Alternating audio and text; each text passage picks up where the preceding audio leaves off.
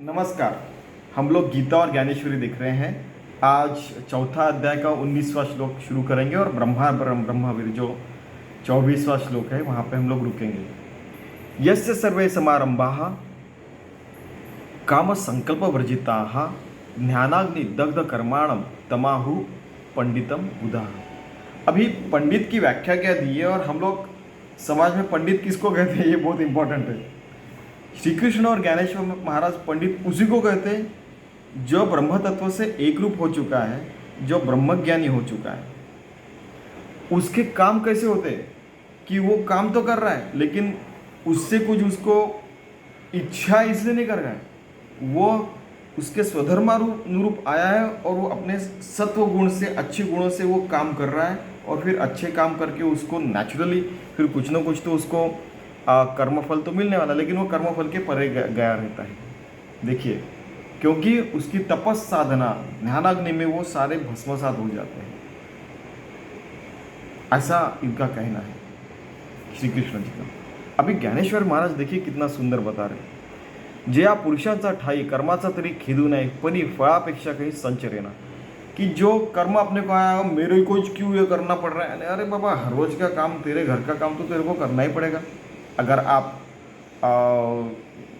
सुगृहिणी है तो आपको खाना पकाना ही पड़ेगा। एक नॉर्मल घर में देखा जाए, अगर आप अकेले रहते तो खुद को खाना पकाना पड़ेगा, जो भी हो। अगर आपको घर में खाने की इच्छा है तो, बाहर से खाने की इच्छा है तो वो कुछ अलग ही है।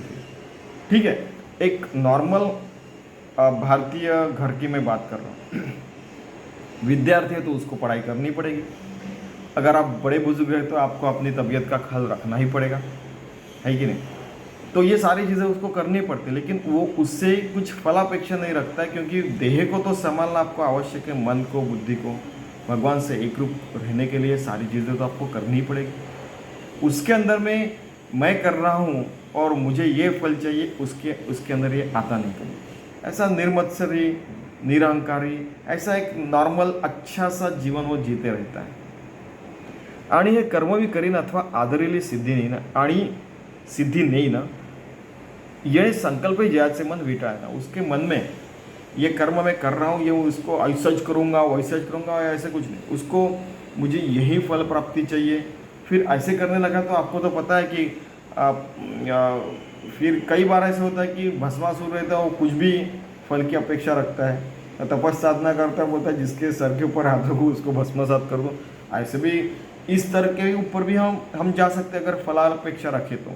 इसलिए सब काम करने चाहिए और वो भगवान को समर्पित करके अच्छे से सारे स्टैंडर्ड ऑपरेटिंग प्रोसीजर फॉलो करके, सारी सिस्टम, सारी प्रोसीजर और समय के ऊपर वो करना चाहिए। ये सारा तो करना ही चाहिए, लेकिन उसमें हमें कुछ मिलेगा ऐसे नहीं रखना चाहिए कि ये काम किया तो उसका ये फल आने वाला है। ऑटोमेटिक होता है। और फिर हम लोग क्या पढ़ाई करेंगे तो 100% मार्क की अपेक्षा नहीं रखेंगे कि अरे बाबा हाँ 100% के लिए आप ट्राई कीजिए, लेकिन ऐसा भी हो सकता है। फिर मैंने उनको बोला था एक दिन कि मैं 150 मार्क का पेपर दूंगा, उसमें से आपको 100 मार्क कमाने हैं। आप क्या बोल, आप 150 में से 150 मार्क कमाने की क्यों नहीं सोचते? क्योंकि हम लोग जब 100 मार्क का पेपर सॉल्व करते हो, आपको 2 में से 1 सवाल, इस 5 में से 3 सवाल ऐसे करने पड़ते हैं। आप फिर 150 में से 150 मार्क की अपेक्षा क्यों नहीं करते? तो बोले अरे ये बेकार है यहाँ पे बात करना, है कि नहीं। 100 में से 100 क्यों, 150 में से 150 क्यों नहीं? आप इतनी स्पीड बढ़ा लिखने की, आपको 150 में से 150 मार्क मिले, फिर वो 150 में से भी, क्योंकि 100 मार्क का पेपर है तो 100 मार्क देंगे, है कि नहीं। यानी सच पूछा जाए तो कुछ भी करके अपने ही ग्रंथों को, अपने ही अच्छे लोगों को हम लोग कैसे ट्रैप में डालेंगे और उनको कैसे मजाक उड़ाएंगे, ऐसे भी कुछ लोग रहते वो मजा उड़ाते रहेंगे। ऐसा नहीं करना चाहिए, उनको अपना काम करने देना चाहिए, क्योंकि वो अगर वैसा काम करेंगे, आदर से जीवन जिएंगे तो उनसे फिर कुछ लोग इंस्पिरेशन लेके अच्छा काम करने का भी सोचेंगे। आप अगर किसी को बार बार डिस्करेज करेंगे तो क्या होगा कि जान दे फिर वो दूर रहने लगता है फिर ऐसे लोगों से, और फिर वो भी बुरे मार्ग में चले जाते हैं और ये अपने अच्छे मार्ग पे रहता ही है, क्योंकि वो आत्मज्ञानी है, वो अपने मार्ग पे चलना उसको पता रहता है। अभी हम किसी से बात कर रहे हैं कि जिन लोगों के मूलभूत आधार मजबूत रहता है, नींव अच्छी रहती है, वो जिंदगी में अच्छा ही करते हैं. ठीक है. आणि हे कर्मवी करीन अथवा आदरेले सिद्धीने येणे संकल्प जयाचे मन विटाळणे. उसके मन में आता नहीं कि मैं ये करूँगा फिर ऐसा होगा वैसा होगा. ज्ञानावीचेनी मुखे जेणे जायली कर्मे अशक्य तो ब्रह्मची मनुष्य वेखे ओळखतो. जो अपने ज्ञानाग्नि ने तपाग्नि ने सारे कर्मों का फल और जला डालता है और वो का कर्म किसी और व्यक्ति से ज़्यादा अच्छा करता है, तो जो वो मनुष्य रहता है वो चैतन्यमय हो जाता है, ब्रह्ममय हो जाता है. जैसे अब हमने वो श्री कृष्ण का देखा कि श्री कृष्ण कैसे देखा. कई लोगों को पूछा कि विठ्ठल कैसे देखे, श्री कृष्ण कैसे देखे, राम जी कैसे दिखे. तो पूरा आकाश नीला का आकाश ऐसा एक जगह एकत्रित हो गया है और फिर उसकी मूर्ति बनाई तो वैसे दिखते हैं. मैंने कई बार बताया कि मैं कश्मीर से कन्याकुमारी हुई, इधर अपने गुजरात राजस्थान से वहाँ पे अरुणाचल प्रदेश तक ऐसे कई लोगों को मिला हो कि जिनको ऐसे कुछ दर्शन हुए श्री कृष्ण के, विष्णु के, प्रभु रामचंद्र जी के. ठीक है. तो वो मनुष्य ब्रह्म तत्व से एक रूप हुआ रहता है, तो उसके कारण इसको ये सारी चीज़ें चूभती नहीं है, टच नहीं कर सकती है, छू भी नहीं सकती. ठीक है. ऐसे इन्होंने कहा क्योंकि वो ब्रह्म तत्व से एक रूप हो गया है, तो उनके बाद देह भी ब्रह्म तत्व से एक रूप ही रहता है, मन बुद्धि भी. त्यक्त्वा कर्मफलासंगम नित्य तृप्तो निराश्रय कर्मण्यभिप्रवृत्तो अपि नैव किंचित करोति सः. कि वो कर्मफल की आसक्ति छोड़ देता है, वो आत्मतृप्त रहता है. मैंने लास्ट टाइम बताया था, नित्य तृप्त रहता है, नित्य मुक्त रहता है, और वो सारे लोगों के जैसे वो काम करते हुए दिखता है, लेकिन वो सारे लोगों जैसे नहीं रहता, वो अलिप्त भाव से जीता है जिंदगी. जो शरीरी उदासू फळभोगी निरासू नित्यता उल्लासू होनी असे. कि शरीर को जितना आवश्यक है उतना वो काम करता है, शरीर को अपने नीड्स के लिए जीता है, ग्रीड के लिए नहीं. जितना आवश्यक है उतना करता है, आवश्यक के परे वो कभी नहीं जाता. जो अगर खाना दिया है तो वो अच्छा हो खाना, वो अपना सात्विक आहार वो लेगा ही बराबर, और लेकिन उससे बहुत ज़्यादा फिर वो फलापेक्षा नहीं रखता कि मुझे यही चाहिए, ऐसा ही करना है वैसे नहीं, क्योंकि ज़्यादा महत्व उसने साधना को दिया है. उसके लिए ये चीज़ें ज़्यादा इम्पॉर्टेंट नहीं रहती. नित्यता उल्लास होने से और हरदम उल्लास में यानी अपने आत्मभाव में आनंद में रहता है. जो संतोषाचा गाभारा आत्मबोधाची आहे वगैरह पुरे न म्हणे धनुर्धरा आरोगिता. कि जो आत्मबोध के गाभारा में रहता है यानी सैंक्टोरियम में रहता है, वो उसको हम लोग कुछ चीज़ें चिपका ही नहीं सकते. वो आत्मबोध में एक रूप है बस ब्रह्म तत्व से, अपने ही आनंद में मशगूल है. कितना सुंदर है ने, कहाँ से कहाँ तक कि इन्होंने सोच के रखा है. वैसे जिंदगी जी तो बाप रे, बहुत आनंद लगता है. सच पूछा जाए तो जी के देखिए. ठीक है. निराशीर यतचित्तात्मा त्यक्त सर्व परिग्रह शारीरम केवलम कर्म कुर्वन् नाप्नोति किल्बिषम यदृच्छा लाभ संतुष्ट द्वंद्वातीतो विमत्सरः समसिद्धौ च कृत्वापि न निबध्यते. कि जो अभी ये 21 और 22वां श्लोक है कि जो इच्छा रहित अपने चित्त को भगवान को समर्पित करके अपने शरीर के सारी इंद्रियों उसको ही समर्पित करके जीता है और पूरा उसका नियमन कर लिया कि जितना आवश्यक है उतना ही इनका उपयोग किया जाए. और जिसने सारी उपाधियों का, मेरा ये नाम है, मेरा ये गाँव है, मेरे पास इतने पैसे, मेरा ये इतना पढ़ा हूँ, मैं इतना ये कर चुका हूँ, मेरे माता पिता ऐसे, मेरा ये है, मेरा ये है, मैं ये सारे मैं भाव से वो दूर चला गया रहता है. तो उसको शारीरिक सारे कर्म तो करते रहता है, लेकिन वो परमात्मा से एक रूप होकर ही करता है. अभी वो ब्रह्मार्पणम का आने लगा है, देखिए. और यदृच्छा, देखिए यदृच्छ है, जो भी मिलता है कि भगवान के इच्छा से जो भी मिलता है, जो भी अपने स्वभावानुरूप स्वकर्मानुरूप जो कर्मा है वो निर्मत्सरता से यानी मत्सर भाव से नहीं करता है. और वो कर्म करने में उसको आनंद आता है, वो सिद्धि को जाए या न जाए, जैसे वो 100 मार्क और 150 मार्क का पता है उसको, आप और पर भाव नहीं रहता है, अपने लोग पराए लोग नहीं।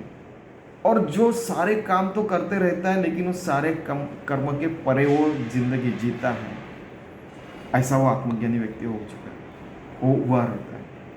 कई बार लोगों को फिर किसी को अपने सदगुरु दिखते हैं, किसी को अपने कोई साधु सन्यासी रहते हैं, वो उनमें ये सारे गुण दिखते हैं, किसी को भगवान में ये सारे गुण दिखते हैं। फिर उनके जैसे हम एक रूप होकर उनके जैसे ज़िंदगी जीने का प्रयास करते हैं, अपना कर्म छोड़ के। यानी जाके आप भव्य वस्त्र धारण करेंगे, आप शंकर जी जैसे हम ये डालेंगे, ऐसा नहीं। हम लोग ये सारी अंतर की साधन है, अंतर मन की साधन है, ये सारी मन की साधन है। ऊपर आप क्या कर रहे हो उसको, यानी सात्विकता से जिंदगी जीने का, मर्यादा में ज़िंदगी जीने का, ये सब ठीक है, लेकिन ये सारी पूरी की पूरी अंतर मन की, अंतर की ये साधना है, इतना याद रखना, ठीक है। कैसी अधिकाधिक आवडी ते घेत महासुखाची गोळी, सांडूनी आशा कुरुंडी अहमभाव। अहमभाव उनके बाद में चला गया रहता वो, क्योंकि वो महासुख उनका दिन ब दिन कण कण से क्षण से वो अधिक उसके बढ़ते रहता है। म्हणून अवसरे जे पावे किम तेड़ेची तो सुखावे, जे आपुले आणि पराय दोन्ही नहीं हो, जिसको आप पर भाव नहीं रहता कि ये अपना ये पराय नहीं, सब लोगों से अच्छा बर्ताव रहता है। क्योंकि हर व्यक्ति हर शक्ति, श्री कृष्ण भी हर व्यक्ति और शक्ति में खुद को ही देखते थे, तो वैसा हम लोग करने का प्रयास करना चाहिए। तो दिठी जे पाहे ते आपणची होनी जाय, ऐके ते आहे तोची जहाला। भगवान से एक रूप रहता है, चरणी हन जाले चाले, पैरों से चलता है, मुख से बातें करता है, मुख जे बोले, ऐसे चेष्टा जाता तेतुले आपण जो सब कुछ करता है वो भगवान, आपण यानी भगवान से एक रूप हो गए, भगवान ही उसके मुख से बात कर रहा है, ऐसे समझने का, ठीक है क्या। हे असो विश्व पाही जयासी आपण पे वाचुने नहीं, आता कवणते कर्म काही बाधित आले। पूरे विश्व में खुद को ही देखता है तो उसको कर्म की बाधा नहीं होती, क्योंकि कर्म करने वाला, कर्म का भुगता, कर्म होने वाला है। जहाँ पे रसगुल्ला अपने वो जो साग रहता है उसमें डूबा रहता है, तो सब कुछ तो ब्रह्म तत्व में हो रहा है ना। हा मत्सुर जेथे उपजे तेथुले नुरुची ज्या दुजे, तो निर्मत्सुर काय म्हणजे बोलवरी। उसमें मत्सर कैसे आएगा कि हर व्यक्ति में, हर शक्ति में वो खुद को ही देख रहा है, तो उसको खुद के प्रति मत्सर कैसे आएगा। म्हणून सर्वांपरी मुक्तू तो स्वकर्मचु कर्म रहितु, सगुण परी गुणातीतु ये तो भ्रांति नहीं। वो सद्गुणों से परिपूर्ण है लेकिन वो गुणातीत रहता है। पहले अवगुणों से गुणों की तरफ जाने का और अवगुणों से सद्गुणों की तरफ जाने का, गुणों की तरफ आने, और फिर सारे गुणों के परे ही होकर परमात्मा से एक रूप होना चाहिए। इस पे कुछ भ्रांति मत रखिए और उसमें भ्रांति नहीं रहती। कितना सुंदर बताया।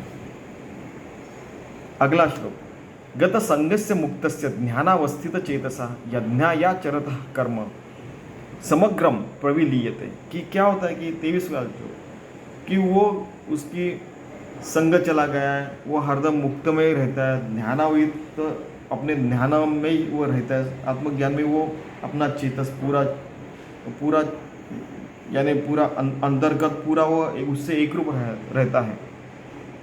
उसका कर्म यज्ञ जैसे होते रहता है, सारे के सारे कर्म भगवान से एक रूप होते ही रहते हैं।